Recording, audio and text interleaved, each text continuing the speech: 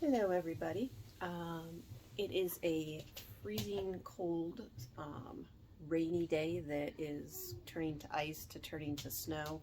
My girls and I are home from school today, and this guy has made kind of an appearance on videos, but this is Lucky, often called the puppy. Buddy. Gotta go check on the girls. He's a border collie. The rescue we got him from thought he was border collie, Australian shepherd, maybe Shetland sheepdog. We do believe he's a year old in just a few days, and he's kind of topped out about 35 pounds. So we're thinking that the Shetland sheepdog is highly likely. So right now he's wanting to play, so you might hear some puppy barking and a ball coming into the screen. And then also some little ladies sneaking in to make their appearance. Oh, there she is. There's my Quinn. And there's my Goose. There's both of them. Okay, careful. Can I go over there? Yes, you can go over there. Okay.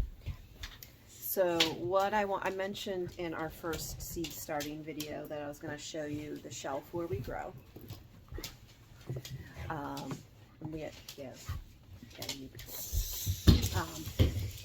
we just use, this is where our Christmas tree goes. I know some people get sad when their Christmas tree goes down, but for me it's an exciting day because I know it's kind of the beginning of my garden season. So we bring in this utility shelf. Now normally this is a little bit wider than the one I used before because I'm trying to convince lots of people to garden, and the best way to do that is just to grow extra plants and show up at their doorstep with tomatoes. Now in the previous years I have grown all our plants for our garden on a shelf slightly narrower, probably about 6 inches narrower than this one.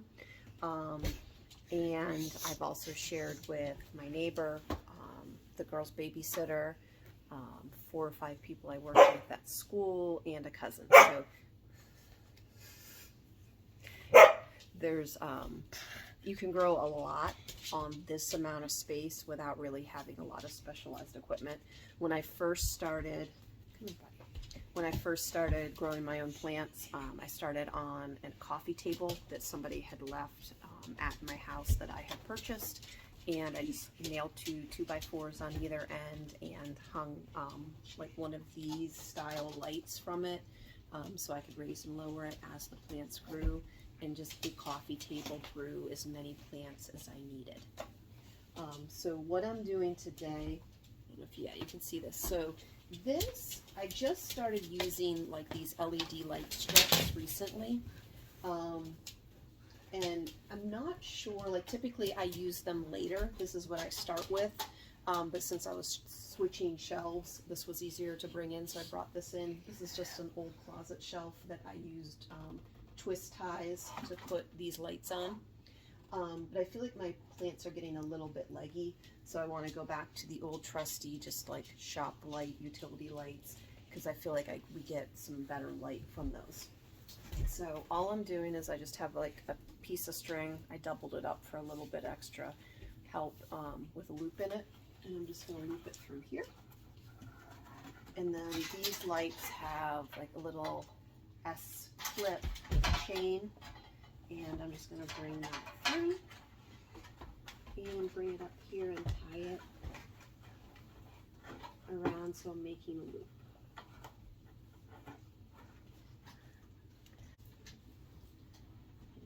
And so like this little chain here that goes down to the S clip, I can just kind of tighten that up as I need to.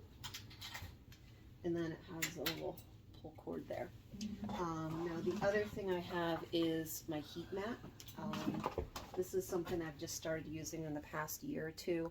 I've grown plenty of seeds without needing to do that. But I have found that my peppers germinate a lot better with bottom heat. It warms up the soil, kind of indicating them it's time to germinate. So this one first. So in our first video, we started cabbage So both of these are cabbage, some broccoli, cauliflower, and Brussels.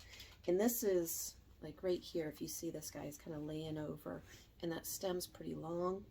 So my concern is they're not getting quite enough light. So I wanted to get them a little more light, which this does provide. And then the other thing we showed was starting our onions, and they're just starting to germinate. I said initially in the video I wasn't going to put them on the heat mat, but I got impatient, so I did. And you can see all of those germinating. This is probably just going to be like solid green here pretty soon. And I'm going to put those back on the heat mat. The other thing that is very handy to have when starting plants now, outside of help from little ladies and puppies, that's very helpful, okay, is a fan. Now this is my upgraded. I moved up to this one. I'll be moving that closer. I moved it away so that I could sit down. That works well for helping the plants be stronger. If the plants never feel any wind inside and then you take them outside to natural conditions, not only is the sun way stronger, but so is the wind, and sometimes they can just snap off or fall over if they haven't experienced any wind of any kind. Now, last year, in the past couple years, I used a fan that's this big, and I just kind of would move it around, set it on a stool, slide it back, slide it forward, and it worked just fine. I just decided I wanted one that gave me a little bit more, because like I said, I'm trying to convince lots and lots of people to garden. So I'm trying to grow some extra plants to be able to just show up at people's doorsteps and be like, here, now you're going to have a garden. So that's what I wanted to show you today. Do you have anything you want to say, Goose? Bye. Bye. Quinn's over here on the couch, Bye. lurking from far away. Do you want to say anything? Oh, Lucky does. Lucky, come. Lucky, come. Come here, buddy. Come here. Come here. Come here. There we go. Lucky wanted to say goodbye. Bye.